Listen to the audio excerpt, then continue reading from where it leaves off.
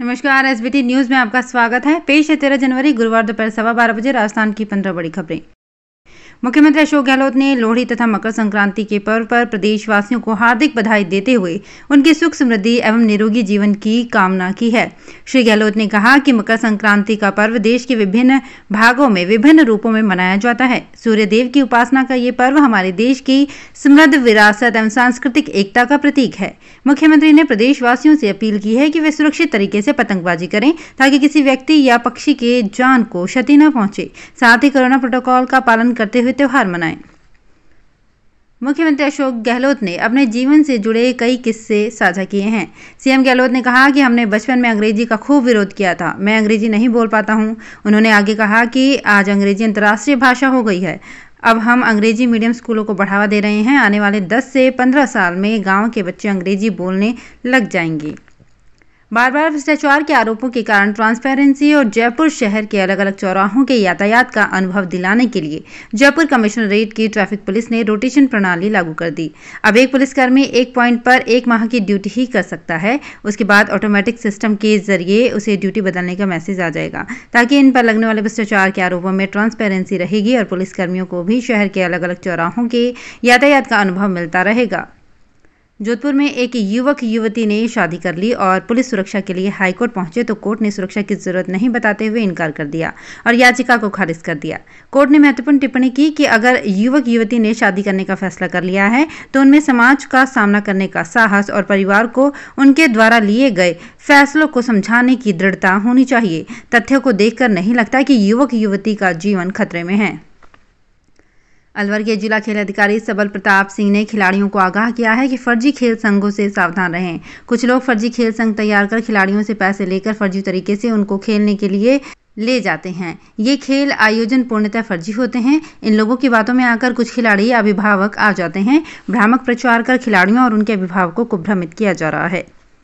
स्नातक प्रथम वर्ष के रिजल्ट को लेकर सरकार का एक आदेश विद्यार्थियों के लिए आफत बनकर आया है।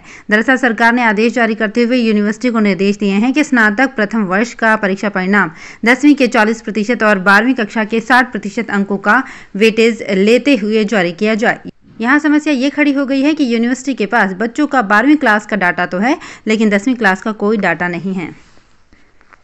प्रदेश में हर साल दिए जाने वाले गार्गे और बालिका प्रोत्साहन पुरस्कार में छात्राओं की संख्या देखकर सरकार के हाथ पांव फूल गए हैं। इस बार 10वीं और 12वीं में 7,19,118 छात्राओं ने 75% या अधिक अंक प्राप्त किए हैं। अब इन बालिकाओं के पुरस्कार के लिए 383 करोड़ रुपए की जरूरत है। इतना अधिक बजट देखकर सरकार सकते में है। अभी तक पुरस्कार के लिए बजट स्वीकृत नहीं किया गया है। ये पुरस्कार हर साल बसंत पंचमी पर दिया जाता है और इसके 2-3 महीने पहले ही सरकार बजट जारी कर देती है। बाड़मेर जिले के बेरोजगार युवाओं के लिए खुशखबरी है।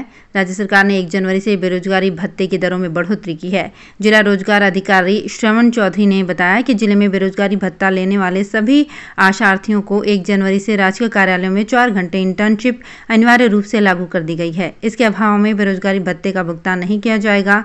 उन्होंने बताया कि बेरोजगारी भत्ता ले रहे सभी युवाओं को इंटर्नशिप के लिए विभाग आवंटित कर नियुक्ति पत्र मेल कर दिए गए हैं। मकर संक्रांति पर सूर्य के उत्तरायण होने के दूसरे दिन यानी 15 जनवरी से मांगलिक कार्य शुरू हो जाएंगे। शादी ब्याह के लिए पहला मुहूर्त 22 जनवरी को है, लेकिन लगातार बढ़ रहे कोरोना मामलों के कारण शादी ब्याह वाले घरों में अब अगली तारीख निकलवाने पर विचार होने लगा है, क्योंकि सरकारी पाबंदियों के कारण शादी टालनी पड़ सकती है। आमतौर पर 5 फरवरी को बसंत पंचमी के दिन बिना मुहूर्त शादियां होती है। इस दिन तय शादियां तो होंगी ही, इसके बाद की डेट को लेकर लोगों में संशय है। वे पंडितों से अगले मुहूर्त भी पता करवा रहे हैं। शेखर की बेटी रजनी ने -30 डिग्री तापमान में ईस्ट अफ्रीका के किलिमंजारो पर्वत को फतह किया है। रजनी ने 19,341 फीट की चढ़ाई 66 घंटे में पूरी की है। रजनी सीकर जिले की बेटी बचाओ बेटी पढ़ाओ अभियान की ब्रांड एम्बेसडर भी हैं। खंडेला के प्रतापपुरा गांव की रहने वाली 26 साल की रजनी चौधरी जयपुर में नीम्स यूनिवर्सिटी से एमटेक कर रही हैं। पर्वतारोहण में उनकी रुचि को देखते हुए यूनिवर्सिटी ने ही बजट दिया था। राजस्थान में कोरोना संक्रमितों का आंकड़ा बढ़ता जा रहा है। एक दिन में संक्रमितों की संख्या 9,000 तक पहुंच चुकी है। इसके बावजूद पक्ष और विपक्ष के जनप्रतिनिधि लगातार गाइडलाइन तोड़कर खुद के साथ लोगों की जिंदगी भी खतरे में डाल रहे हैं। भीड़ जुटाने पर प्रतिबंध है। राज्य में कोई चुनाव भी नहीं होने हैं। इसके बावजूद कई जनप्रतिनिधि शक्ति प्रदर्शन के लिए आयोजनों में नियम से ज्यादा भीड़ जुटाकर सोशल डिस्टेंसिंग के नियम तोड़ रहे हैं।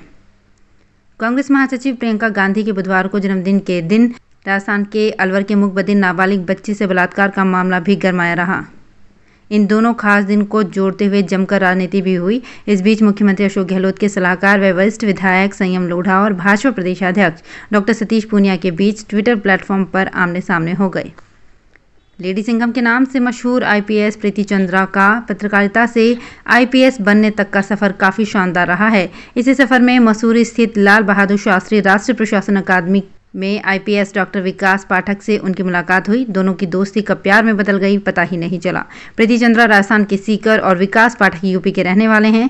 मसूरी की ट्रेनिंग में दोनों को प्यार और हैदराबाद की ट्रेनिंग में सगाई हुई। अब दोनों पति पत्नी हैं और एक साथ डीआईजी बने हैं। रेलवे ने पार्सल यातायात को बढ़ाने के लिए पार्सल शुल्क में लगभग 1/3 की कटौती करने का निर्णय लिया है। इस संबंध में पश्चिम मध्य रेल प्रशासन ने आदेश जारी कर दिए हैं। ये आगामी 31 मई 2022 तक प्रभावी रहेंगे। कोटा मंडल की 9 रेलगाड़ियों में पार्सल शुल्क में कटौती तुरंत प्रभाव से लागू हो गई है। कोटा मंडल की कुल 9 गाड़ियों के स्केल को एक स्केल नीचे डाउनग्रेड कर देने के निर्णय से लोगों और व्यापारियों को रेलवे के जरिए से कम दरों में पार्सल भेजने में सहूलियत रहेगी। राजस्थान लोक सेवा आयोग की ओर से सहायक सांख्यिकी अधिकारी प्रतियोगी परीक्षा 2021 आयोजना विभाग आर्थिक एवं सांख्यिकी का सिलेबस वेबसाइट पर जारी कर दिया गया है। आयोग सचिव HL अटल ने बताया कि आयोग की वेबसाइट पर सहायक सांख्यिकी अधिकारी प्रतियोगी परीक्षा 2021 के नाम से ये पाठ्यक्रम उपलब्ध है। गौरतलब है कि कुल 21 पदों में 13 पद नॉन टीएसपी के लिए हैं और 8 पद टीएसपी क्षेत्रों के लिए आरक्षित हैं। ऑनलाइन आवेदन की डेट 25 दिसंबर थी। तो फिलहाल इस बुलेटिन में इतना ही। फिर हाजिर होंगे कुछ और बड़ी खबरों के साथ। एसबीटी न्यूज के और भी वीडियोस को देखने के लिए हमारे चैनल को सब्सक्राइब करें और नोटिफिकेशन पाने के लिए बेल आइकन को प्रेस करें।